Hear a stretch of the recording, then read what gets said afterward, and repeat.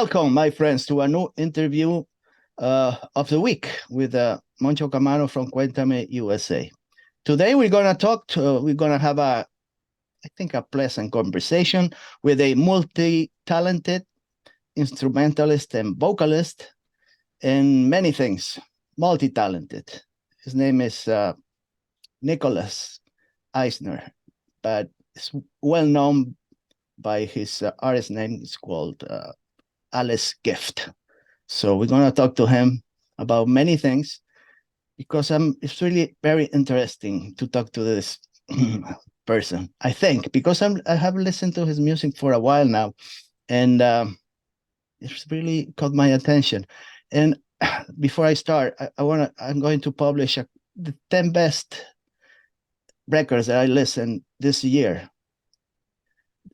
And one of them is Alice Gift, the one he published not long ago, Alice Ist Gift, which is the reason that I tried to get in touch with him, because I really love that album. And it's one of my favorites. It's the one I listened this year. It wasn't published this year, but I listened to it this year and it was great. So we got Alice, no more bullshit. We got Alice, Nicolas, across the ocean, and I think in Germany. I'm not sure, but I think. Let's keep it blurry. Yeah, it's in Germany, someplace. Maybe not. Maybe in France. Who knows? How you doing, Nicolas, today? Hello, Jose. I'm doing fine. Thank you very much for this invitation, and thank you for being part of your top 10 of this year. Yes. That makes me very happy. Well, he deserves it. I got my taste is all over the place, but I think I got good ear, and when it goes in my ear and stays for a while, it means it's good music. If it just disappears out of my brain, it's just one more. So we're gonna talk about going back in the past, Nicolas, a little bit, because I always start in the past. Without past, there is no present. So yeah, so we're gonna find out a little bit about Nicolas because he's described as a French and German artist, and you were born in France. Is that correct, Nicolas? I was actually born in Germany, but I grew up in France and Germany. So I'm actually a bicultural, cultural person. We call it European identity here. I grew up at the French-German border, so I feel neither French, neither German. I feel something in between, actually. Yeah. So I guess you are at least trilingual language speaker? Yeah, I'm not a native English speaker, but it's okay. I guess for doing an interview, it might be enough. Yeah, but you speak English, French, German? Right. Yeah. I mean, Americans, they only speak one language, so, Yeah. usually. So tell me let's go back to your neighborhood where you were born. What were you listening to? Was music special in your neighborhood, or was it play a big role in your house, or really not that much? No, in my family, we don't listen to music, not so much. And like my mother, for instance, she loves silence a lot. And so Okay. so maybe I did go into the music world by contradiction to her desire of silence. No, there was not much music in my neighborhood, in my family. I guess I did catch up with music. Was my first friends I had at school, and who introduced me to, I don't know, Nirvana, for instance, and stuff like this. Then then came up the whole alternative scene from the US with Sonic Youth, Pavement, and all these guys, Beck, Smashing Pumpkins, and same on the UK side with all the Britpop stuff going on. I was really much into this as well. So it's not like when you are a little kid and you see video clips of some idols, and you never dreamt about being one of them when you were really a teenager? Oh, Yes, I like it. I want to be maybe get involved in music as a lead singer or player or anything. maybe there was something like Michael Jackson, I think, that was like this huge star thing that it was almost like a comic character. It's like a superhero character. That, yeah, maybe that was the beginning of something that germed Hmm. in my life. Yeah. So, when you moved to Berlin, were you there before? Do you have a family over there? What was the reason that you moved to Germany? Is that the French scene wasn't the one you really enjoyed that much? Yeah, there's something true about that. So we as I'm talking about my friend and Velvet Condom bandmate Olivier, we were living both together in France in the same flat, and when we started the band Velvet Condom, Right. and we did have quite a lot of invitation to play live in Germany, and we found out that actually there was a bigger scene in Germany. There were more people understanding our music over there, Hmm. and at some point, yeah, we thought, okay, there's there's maybe now an opportunity to move over to Germany, and I think there was no other option than going to Berlin, because Berlin has this. It is German. It is Germany, but at the same time, it's not Germany. It's something. It has still a very island-like mentality here. Hmm. So you felt like you were a perfect fit for that type of environment, I guess. Yes, exactly. And a lot of stuff that influenced Velvet Condom uh, came from Berlin. Not even German artists, but also international artists like Depeche Mode or Nick Cave, or David Bowie, who all came here to record stuff and who Of did course. have this typical Berlin vibe and sound that we wanted to catch as well a little bit. Yeah. I always, when I was young, Berlin was always like something very far from where I was, from Spain. But when I listened to some Bowie records, the trilogy they call it, the Heroes and Low, and it, Berlin was like something very theatrical. I could say when I was listening to those albums, very, you know, imagine many things about Berlin and all the night life. So I was thought of going there and see what was going on. But during I guess after the Berlin Wall, everything changed a little bit, right? It wasn't the same, I guess. But when you went, there was no Berlin Wall anymore, I guess, right? No, no. Berlin Wall came down in '89, Right. and I moved to Berlin 30 years later, something like that. So, but still, you can feel the heaviness of of the story here about that. I mean, you don't.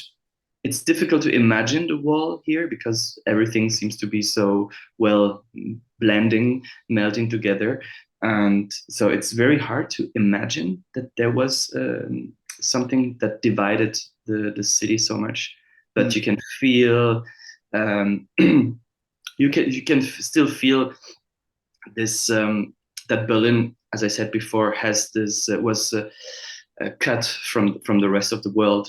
Mm. West Berlin, I'm talking, Right, right, right.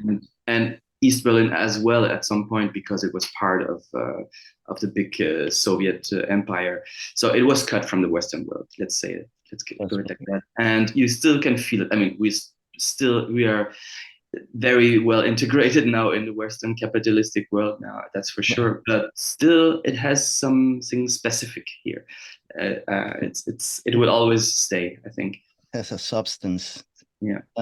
So your previous band, Velvet Condom, was formed in 2005. Is that correct? More or less. Yeah, more or less, exactly. Yeah. And when did you start playing guitar? Was that your first instrument? that you try learning, or you really started with other instruments, piano? No, I started with the guitar, and I always did stick to the guitar. That was my main instrument from the beginning. I started when I was like 15, Hmm. and I did take lesson at some music school. And then there was at the end of the year there was like a music school show where we did perform songs on stage. So that was my first stage experience, and Okay. there were like I did 20 guitar players and 10 drummers, but no one wanted to really sing because someone had to sing the songs also. And I was like, okay, I can do this maybe. And I did sing the ballad was Butterfly Wings from Smashing Pumpkins Huh. live. And I felt from this moment on then that I wanted to be a singer as well. And that never changed. Hmm. Before I forget, you posted a video, our photo, with a bunch of pedals, uh, and it caught my attention because there was a bunch of them, and some of them I really like the fuzz pedal. That pedal, it's been around for like 40 years or so, and it has taken a good beating. Seems to me like you really use that pedal a lot. Uh, it's Yes, worn yes, out, I, paint. yes, I did use it a lot because it's really noisy, and I like the noisy aspect of music. Uh, I like when melodies and noise melt together. Hmm. Yeah, because This is why I love bands like Jesus and Mary Chain, for instance, or even Sonic Youth, who are really good songwriters. It's all hidden in the noise, but right. when you cut out the noise, then you feel okay. There's a lot of good songwriting. Yes, which you do really well. Also, good songwriting. Um, yeah, but the band it was like a mixture, I guess. Velvet Condom, a mixture of synth pop, a lot of synthesizers, but the harsh, noisy guitars also. And you always put like a little glamour. I guess you got a lot of elegance. I don't know. It's like to describe you, the videos I seen. Uh, it's like a lot of glam. I don't know, maybe a little Roxy music at the beginning, with Brian Ferry and Brian Eno when he was young. He had a good set of hair before. It looked cool in the keyboards. Yes, the hair period of Brian Eno, let's call it. Yeah, the hair period. Like he looks like me now, no hair whatsoever. But there's a lot of that. I know Mark Bolan, the late 70s. It's like something. Your music is always being a little like cooking different ingredients, and you're at the end it's like a little bit of this, a little bit of that, but always in the rock and roll circle, I guess we could say. Um, so when I was going to ask you, when did you meet Albert Olivier? Was it in school when you met him? No, it was a little later. Or was it? Yeah, so I'm gonna go back for to what you said Yeah. just right now. I come from a very guitar rock classic background musically, and I only discovered electronic music quite late, like when I was in my 20s, and I met Olivier in beginning of 2000 in Hmm. Strasbourg. Um, I think we were just hanging out with the same people and going to the same shows. And he went out with a friend of mine, and she was like trying to hook us musically together. She was like, "Okay, you two should do something together," and she was Hmm. right. And then he introduced me into this all this minimal wave stuff, and I really was very amazed by this, and drum machines, how cool, how exciting drum machines can sound. And yeah, to that day, I'm also very. I mean, I really love electronic music and I love guitar music. Right. Yeah, So it's like a lot of these bands gave you a permission to go just a little bit further. Or yeah, yeah. Are you still in touch with him? Or yeah, yeah. Sure, sure, sure. Yeah, we do sometimes. I mean, we don't cooperate in the same room, but we still have a lot of things going on with Velvet Condom because we get quite often requests for licensing the music for some movies or right. series, and we recently did also a cover of a Cure song for a Cure tribute compilation Oh, for this US label, Cleopatra Records. oh, okay. And yeah, I think yeah we keep in touch. We follow each other's career, and he's still living in Berlin as well. Oh, Like yeah. age. Hmm.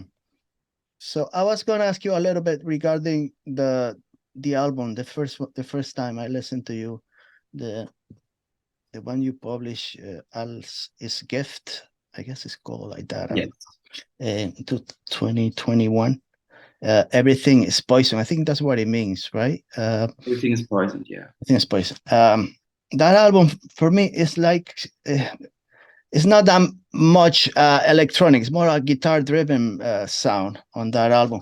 I don't know if there is I really call my attention so many songs, but there I got a feeling, maybe it's not me, but it seems to me like the way you sing, I thought I was listening sometimes to George Harrison. I don't know. It's like really sing really well, very harmonic. And there was something there that is like, I don't know, it's not Oasis. I don't know, it's more like Beatles, whatever it is. I really love that album. I don't know. It was like a departure from your previous work, more like a progression, continuation. What would you call that album? I don't know. I think I wanted to go back to more to my alternative rock roots and having like a real drums and more guitar oriented music. There's still some synths, but not so much. Right. And there's a little bit of drum machine, but not so much. But yeah, I think I wanted to go back to my roots, and I like the George Harrison reference because I'm a big Beatles fan, of course, and I do. But there's one or two Harrison songs on each album, and I must say, they are one of my favorites each time, also on, Hmm. on the album. So thank you for the reference. Yeah, I really enjoyed that album. Talking about the videos, who's your videographer? Are you the one in charge or of the of those ideas, or who comes up with those? Because they're very, I don't know, like very different from the usual videos that I see out there. But, you know, Okay, interesting. yes, um, I usually come up with the ideas, with the concept, and I try to find people in my entourage who is willing to join me on doing videos with not so much budget, but with a lot of creative input.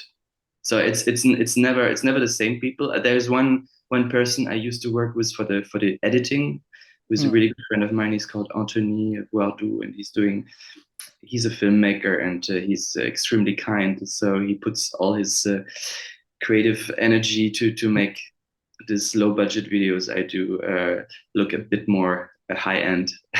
they look great. Some of them are like dreamy and also dramatic, but I really love those videos. Uh, I was going to ask you that regarding your writing.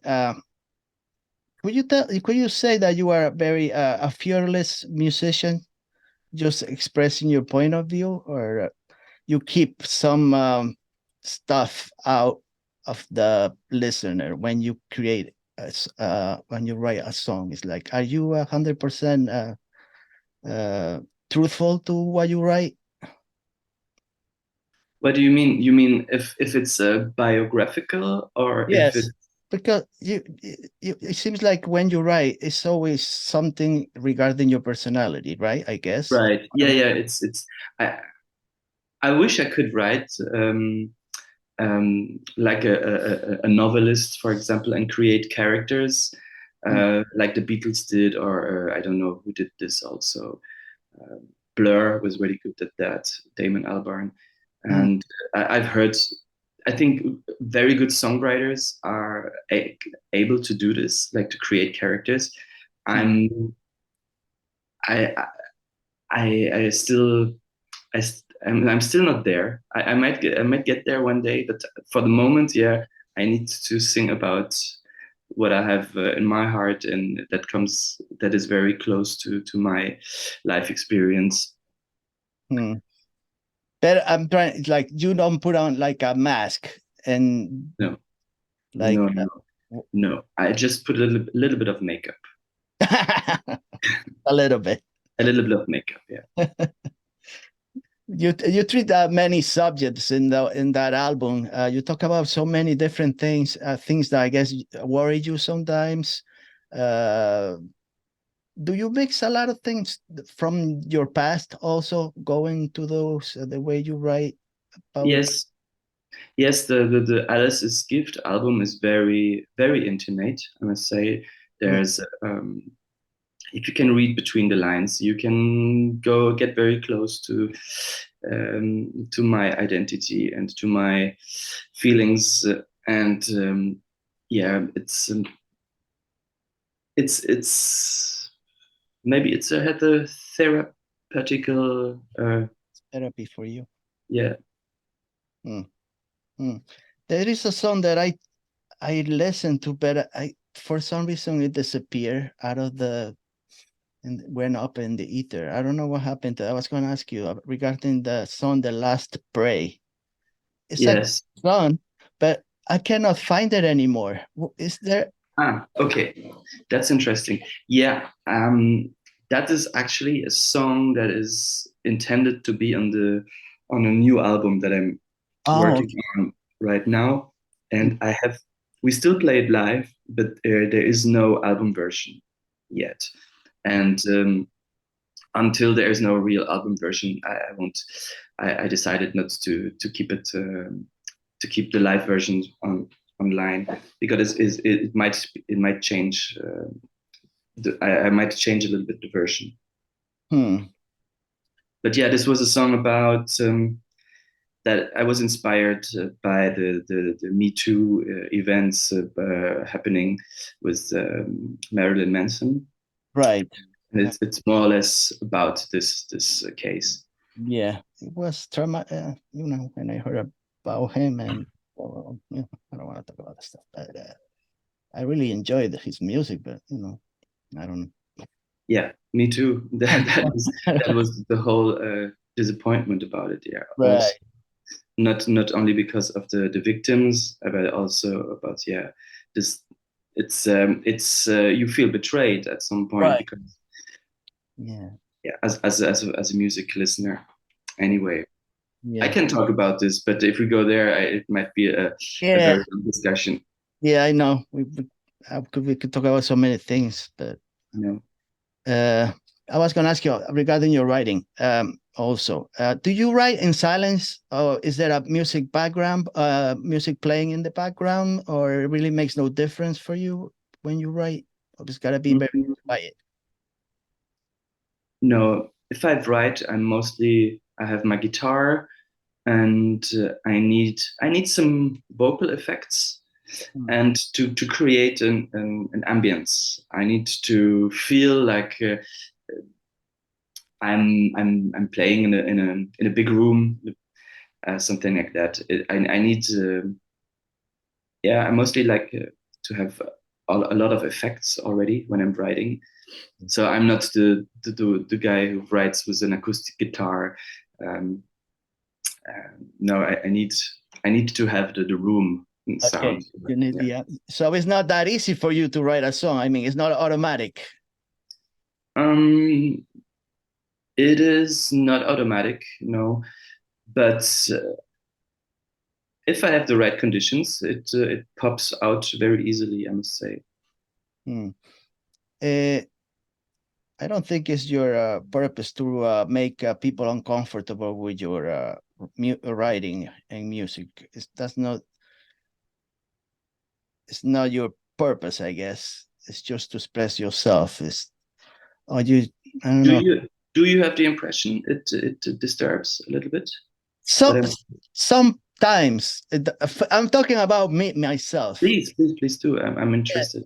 I don't know. It's just the sounds, the mixture of sounds and the way you sing. It makes me sometimes Uncomfortable?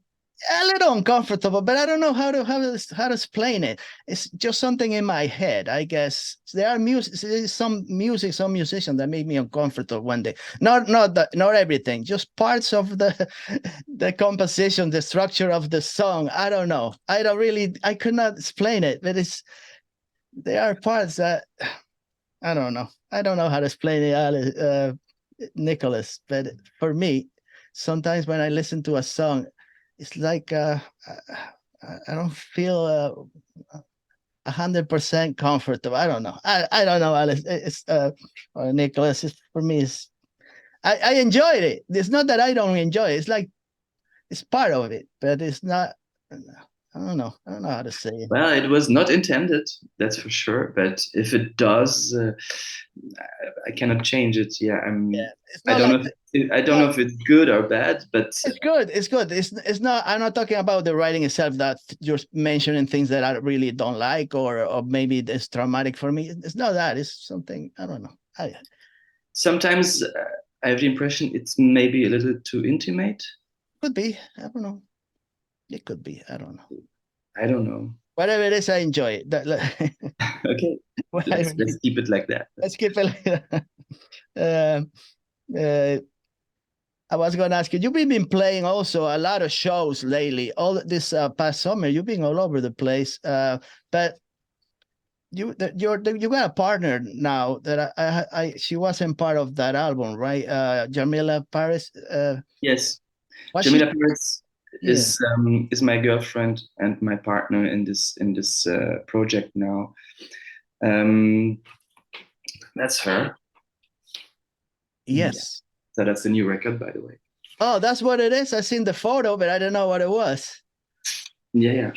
So Oh, this is her, and yeah, she was there at the very beginning of my solo career, and and she did support me a lot. And at some point, she was like doing also the lights in the beginning of my shows, and after a moment, I said to myself, this is too bad not having her on stage.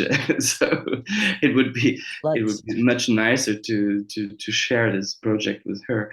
And so she first played electronic drums on stage with me, and then when I decided to have a full band with drums and bass, so she switched to keyboard. And yeah, and now it's now we're having this duo formula, and she's playing keyboard, and I'm the guitar player, and we have some machines doing the backing tracks. So I guess she plays a major role now in your project. It's not a personal Definitely, project. definitely, yeah. Supports me in many ways. Yeah, she's taking care of some graphic work also, Hmm. and yeah, I mean, I've never wanted to do a solo project only by myself, like a one man live act. It's I never got excited about one one guy or one woman on stage only. It's there's missing something. I like to share also this. Uh, is that the new album? Is it coming on October the 20th? I'm not sure. Yes, yes, it's coming out on October the 20th. It's called Nothing Against Uplifting, comma, Yeah, but what did it but do? What's the meaning of this title? What's behind this title? um, it's very easy because the new record is much darker than the previous one, and and so it came up to my mind. It's like, okay, I have really nothing against uplifting. I like uplifting moods and songs, but and then you can complete the sentence as you wish. I can complete it the way, I don't know, nothing against uplifting, but there's also a lot of a lot of darkness that needs to get to be um, expressed as well. Is that the latest single you just put out, not a couple of weeks ago, maybe? To Live and Die in LA. Is that Yes, part of that video track? It's really cool also. Is that part of this album? I guess, right? exactly. Yeah, it's the first single. How many songs you got on this new album? It's a short album. It's a seven track album, and I don't know how you feel about it, but I think times of 10, 12, 15 tracks album are a bit Yeah. passé, and I like going straight to the point. And you know, when you do short albums, then there's less risk that there might be album fillers also in there. Most that it's not possible to get to have 12 tracks that are equally good on a Yeah, record. it's for all of them to be really great. It's gonna be one of the best albums of the decade, I guess. But like on this album, is that you always when you start, it's like we need the first song. It's like, is there a you you really looking for the best song to be in always at the beginning, or it really doesn't matter which one goes first or second? That's an interesting question. You mean on the track list, right? The On the track album. list is like we need the first track song to be this, or really doesn't matter I, I like unless I it's a like concept album. That will be different. it's interesting because the ways people listen to music today is changing a lot. So they will probably not go track by track, like starting from one and ending with the last track.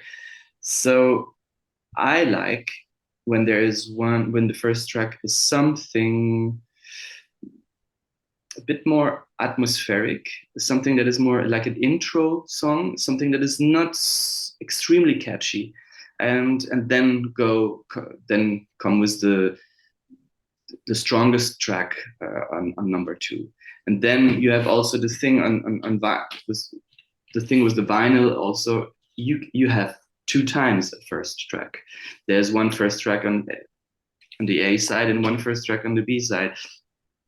So this is also something you have to consider.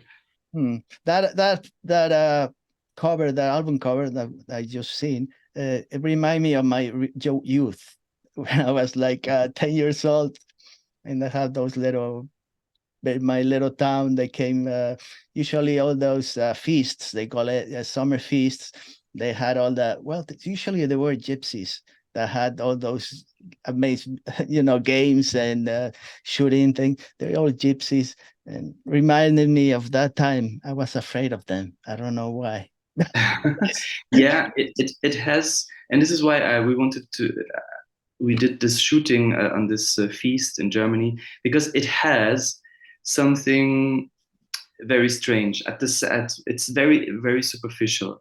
Everything is there's a lot of glitter and glance and pink and strong music, and it's like over uplifting, I would say. And it's so much that on the other side it's like with the same feeling you have with clowns, in a circus. It's like just over the top, and it makes you scared in the end. Yeah. Because it's just too much of fun and too much of excitement that it cannot be true. um, when you are on stage, Nicolas, are you Yes. a talkative person during your shows? Do you speak between songs, or you're more like silent? I haven't seen any of your shows, so I don't know. That's a good question as well. I mean, all your questions are good, but it's interesting because I don't get answered so much this question. Hmm. Although people used to tell me at the end of the shows sometimes, yeah, you should talk more. And because I know people are expecting this. When I'm in the audience, I like when there is some talk. That I mean, the first time a singer is talking to the people like on a more personal level, then you can feel that the show is taking a much more intimate and stronger direction. And I I'm not very good at that. I must be honest with you, because there is something like a persona that is created on stage, Mm-hmm. and to go back to the private me is not. I don't feel it. I don't feel it. You Yeah. don't feel it. You don't talk Yeah. between your songs. You don't explain what they are about or nothing like that. I do sometimes. I do, but I think I need to be to prepare it a little bit. I'm much too nervous. Do I'm you get much too nervous. heckle Yeah. at shows? Drunken hecklers like, I don't know, play AC/DC or play Freebird or some bullshit like that, crazy. Yeah, sure, sure. You get those? Yeah, of course. And to be honest, I like when something is happening in the audience. What I don't like is when it's total silence. And but You, when you're not sure if they like it or not. It's like, yeah, and even if someone is shouting something, even if it's a mean thing, then at least there's a connection happening, which I like. hmm. I was going to ask you regarding one of the songs of your house is a gift. Mm. Blue is not my color, which is Yes. you're talking regarding polit. Is that a polit type of politic? Yeah, Let's it's sing something in there it's with the color blue. yeah, it's a song about in a it was interesting because a couple of years ago the French right wing party was rename their party as Bleu Marine, which means marine blue, Hmm. and they used the color as a marketing tool. And I had the impression they took it. I mean, the only blue was actually the color of the European flag, Hmm. still is. And I had the impression that all these populist parties in Europe, Yeah. um, who were actually anti-European parties from the beginning, then suddenly realized, oh, we cannot go back, and Europe is the present and the future, and we need Europe. Otherwise, we won't. The people who vote for us, they also want they are they also want Europe on an economically level. So they try to appropriate the color blue for marketing purposes. And I made this a bit up in my song. It's like, yeah, you stole the color blue. Yeah. And it's interesting because recently the conservatives in Germany, which is the biggest party here in Right. Germany, they changed their color into like some bluish turquoise color, and I was like, okay, there's something about the blue that is appealing for conservative Yeah. voters. Same thing in Spain. The Conservative Party, the right wing party, they have blue in their. Really, that's Yeah, of interesting. course. Yeah, that's why it got my attention also. I don't know what's the blue. I love the color blue, but Yeah, me too. I don't know what's going on with this blue being like a right wing leaning color. I don't know. Yeah, and it's like if the wolf is wanted to be dressed up as a sheep, you know, Yeah. and anyway. Well, we could talk about politics in Germany and the Green Party in Germany, which I don't Yeah, think but it's the Green Party it's anymore, missing. but I don't know. So yeah, I don't know what the blue is all about, like you were mentioning, but it's one of my favorite colors.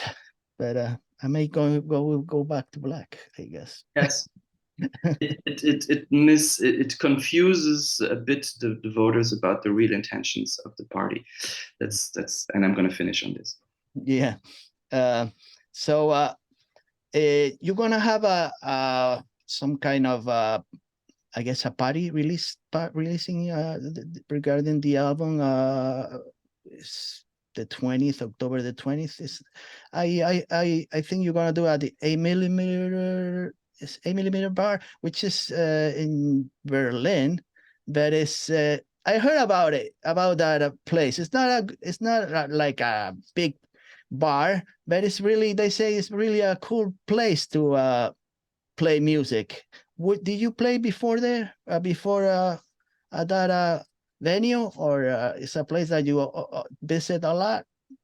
It's an old place that's been there for a while, and it's located in an area in Berlin where it used to be quite alternative, but now it's completely gentrified, and there's only like big stores, sneaker stores, and all around. So it's like the last. It's one of the last places where you can listen to alternative music, and it's a really nice place, and the people who run this are also running this festival called Synesthesie Festival. There's this little psych rock, shoegaze, Velvet Underground ish scene going on there, and Anton Newcomb used to live above the bar. He was like part of this scene a little bit, yeah. So you're gonna be there on October the 20th? Yes. Around 8 p.m. I think, more or less. Yeah, exactly. They close at 4, I think, more or less. But yeah, there's plenty of time to do things over there. I was gonna ask you regarding composing, and I don't know if you agree with this. To compose a song, all you really need is a cool melody, and then you, from there, you can do whatever you want. Will you agree with that? I need I need a nice chord progression. Then usually comes the melody, and then comes the structure of the song. Then sometimes I take different compositions and put them into one composition. And yeah, and then it's more like a Lego playing, putting things together. If your music represented an ideal or a philosophy, what would it be? Music be a philosophy? If it represented something, what does it represent? Freedom? I don't know. Yeah, imagination, fantasy. Yeah, it's like a safe space where you can do whatever you want and express yourself as you want. And before it goes to the public, I think, yeah, there's two phases when you're creating. There's the phase when you're just on your own or with your bandmates. And this is like a safe space where you feel completely free and do whatever you want. And then comes the part when you present the songs to the audience through a record or a live performance. Then it's a complete different story. So when you, I'm very interested on the way you write, but when you finish, or you think you're done writing a song, or you think it's done, do you show it to anybody else, or you think there is nobody that can put any input on this? This is it. My partner Jamila, she would say something about that. She's complaining sometimes that I don't share the work in progress. Okay. And because I really need to be 100% convinced by what I do, and it's only me who can give me this confidence. And I don't want anybody to interfere, because then it might create either a doubt, or it will create some confirmation that it might be good or finished, but I'm the only one who can judge if it's good enough or finished or whatever. I usually play the song at the its very last stage when I need when I think I cannot put anything into it anymore. I need someone else to take over and to say, oh yeah, this is not working or something is missing here. So I guess you're more flexible regarding the music, but not the writing. With other, you know, it's like you could take suggestions for other people regarding the music structure, but not the way you write.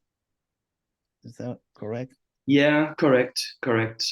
And I think at the end of my collaboration with Olivier, I think I was a bit bossy, I would say, because I had a strong vision of how I wanted to sound, and this I think he realized before I did that I needed to do something on my own because I was too Right. much controlling on things. Something you cannot be in a band. In a band, you need Right. collaboration. Otherwise, it's not a band anymore. Mm. So you're gonna have a lot of, well, you've been playing a lot of shows, but you still got at least some more to go, right? After the record release, you're gonna be playing in France many shows, I believe. Yeah, we're going on tour and we're opening for Clan of Zymox, Mhm. and we're doing a couple of shows in France. Yeah, we've never played so much in France, I must say. So I'm very excited about that Yeah, and looking forward. yeah, you're gonna be playing the whole month of October. Exactly, Lyon, Marseille, you're Strasbourg, I guess. So exactly. have you ever played in? I have a question. Do you ever make it to Spain? I don't think so, right? You never went play. With Alice Gift, no, but with Liste Noire, which was the new project after Velvet Condom. Right. Um, we played. We played with Clan of Zymox. That was in Barcelona and Madrid. Oh, Um, okay. yeah. Have you noticed a lot of difference between different countries that you play, or more or less the audience is about more or less the same? Like, is there more women than men? Uh, is there like a specific audience that you notice when you play that they're always there? No, it's where it's quite mixed. We play a lot. I think I think people have are more or less our age. I would say um, yeah, it's mostly people who have some same musical references as we have. I Hmm. think How long does it take you for you to set up the stage, more or less? to set up the stage. You mean Yeah, before a show? before the Or, show, how many? Like half a bit, an hour, um, 30 yeah, no, that takes mostly a half an hour minutes? to an hour. You don't have much more time to do so. There's several bands on the bill. You need to be quite fast. Hmm. It's Are there any bands that you suggest me to listen to right now? Probably. You um, really enjoy listening to them, or you have came across some songs that you love? I'll I get should. in touch and interview them. I don't know. I Oh, you I really don't listen to much no, music. no, I do. Hmm. I don't listen to that much music anymore. That's for sure. But I can. There are some friends of mine doing music that I love to recommend. There's a friend of mine called K KG. KG. So just two letters, K and G. I Hmm. can send you his contact afterwards if you want. And he's doing great music. He's from France, and he does this very nice combination between shoegaze guitars and dreamy electronics. Yeah. Yeah. Cagey. Hmm. For some reason, Nicolas, I never thought I was going to interview so many French bands. That wasn't in my plan. I guess I had no, I didn't know much about them, to tell you the truth. Uh, you I know, can explain maybe a little bit. I think I think French culture has always been a part at some point. But it did I think with the help of the politics, French culture tried to not get so much influenced by English speaking music, for instance. okay. So there is something specific about the French sound because it has not been so much influenced by America or UK than other countries like Germany or Italy, where you can really feel Yeah. that there's a lot of For me, it's like there were a lot of hidden secrets that I didn't know about all these bands. I have no recollect, never heard of them before, and they were really cool, but I didn't know about them. They're not popular, I guess, in the United States the way some other bands, that I came across. But I was really surprised. There's so many good musicians in France and Germany. there is. Yeah, very, very much so. So that shoegaze, dark wave bands, I have no idea about them before. Uh, and I really enjoyed them.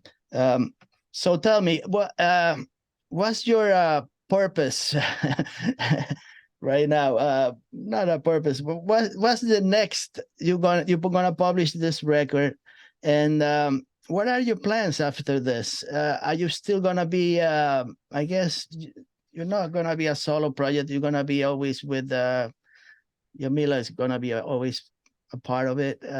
So you're not looking to play in a band, let's say, let's call it more like a duo, and then some extra musicians that help you out. Is that your plan right now? Yes and no. I don't know how things gonna turn out. I must say, I'm missing a bit to have a full band on stage because it's a total different energy Hmm. to have real drums on stage and my plan is like for now the release of the actual album. Nothing against uplifting, but Right. and I'm already working on a new album that is partly recorded already, Hmm. and this is more a mixture between like full classic rock um, drums bass Hmm. constellation and more wavy electronic side. So it might be the reunion of my two sides on one record. Okay. I was going to ask you, at this point in your career, uh, do you, I don't know how to say, do you do you give a like a shit if you don't become more popular than what you are at this point in your musical career? Does it really bother you, or not? Mm, No, I think you don't think about I, I would lie if I would have if I tell you that I never thought about it um, getting more a bigger audience that. Hmm. with the solo project. I mean now, Right, right. but at my point and my age, I feel I don't feel this pressure anymore so much. I mean, I want to share my music with a lot of people, and I think there are still a lot of people who don't know about my music and who would like to know about it. And I don't think I might not fill arenas or stadiums with this because I'm not well with doing compromises. And if you do want to have a bigger audience, you need to do compromise, I guess. Of to course. to fit the mainstream taste. But no, I'm very happy to do what I do, and of course, if if uh, if a little bit more people will get to know us and to know my music, I would have nothing against it. Of course. Like But I'm not. I don't know. I mean, you don't wake up in the morning thinking, No, this is gonna be no, and I'm not checking how many yeah, followers I have now or right. whatever. Um, of course, if there's just two people at the show, or it's a bit depressing. Of course, I like playing in full clubs for sure, Of and course. yeah, Hmm. Uh, I think I listened to your album, and I think it was in Spotify. I'm not sure. I was probably listening to Dark Wake was, and it came across one of your songs, and that's all it took for me to see what the hell is going on. Who's this guy? Uh, just by the name of the band, I had no idea. Uh, but it was a very nice surprise for me to listen. cool. I'm So happy. yeah, I don't know. I love. Did you know my previous projects before? I Or I heard of Velvet Condom. I heard about the name, the yeah, duo, but I had no idea about any of the songs. To tell you the truth, okay, I okay, heard about the name, more or okay. less about it, like mentioned somebody or read it somewhere, but not. But no, your solo project is the one that caught my attention. I had no idea. Cool. All those songs come, all those songs, Nudity, Glow, all those songs I really enjoy a lot, you know. So great album. And I was going to ask you a question, I forgot. Um, is there any particular object in your possession that reminds you of your youth? Do you keep anything, or you don't really have anything like when you were like 6, 7, 8 years old? You have, or you don't want any memories from them, from those times? Do you keep something? I do, but not here. I do have some stuff at my mom's place, but no, I'm no, I have stuff uh, from my teenager times, but not from earlier times. No, no, it's interesting. It's Yeah, I was gonna like if you are a hoarder, if you keep all the stuff that you had. no, no, no. Ah, I like I don't like to keep stuff that I don't use. So, for example, with instruments as well, I know a lot of musicians keep everything, and mhm. they're right because at some point they might use it one day. I don't know, in 20 years, they might want to reuse this particular effect pedal, and they might be happy to have kept it. But if I don't use it anymore, I just get rid of it. Yeah. Well, okay. Um, so tell me about your social media platforms. I think the best, the one that I take a take I always take a look at is your alicegift.com. That's the main Mhm. website for you, right? To get, Yes. and check you on Instagram also a lot of times, but I guess the best way to know more about you and your career is alicegift.com, right? I think yeah, because it's like a kind of headquarter. It's a landing page where you have everything. You have all the social media links that could go from there. You can listen to the music. You can watch the videos. You can buy merch. Of It's course. all there. Watch those videos because they're really cool. I really enjoy their videos. Yes. I always do. Um, and like I said, that album, I don't know. When I listen to an album like more than 6 times, it has something, something for me. So I think it's one of the best albums I listened this year. Uh, it's really cool. So hopefully this new album is at least par with the same, which he's saying is not gonna be the same. It's more dark and electronic, a little less guitars probably.